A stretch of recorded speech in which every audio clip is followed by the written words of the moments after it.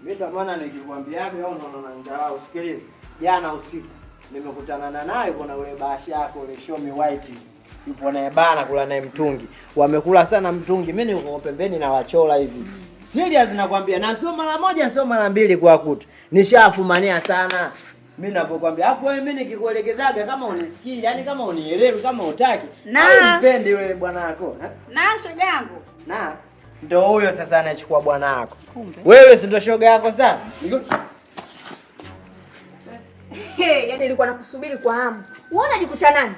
Wewe kumbe yanko Tena koti huyu. Umeionaje? Sijawahi kuona mwanamume mbea wewe.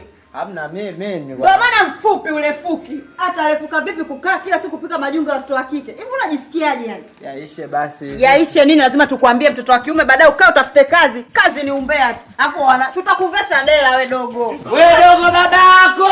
Dogo baba zenu wa shamba nyinyi. Tuchambane sasa. Na mimi nawapandisha juu na nawashusha vile vile. Upo kule. Mchanga nini? Dogo baba zenu. Upo titi. Wewe muone kwanza huu mbea tu. Kifupi kile. Wewe ni dogo tu. Kwenda huko.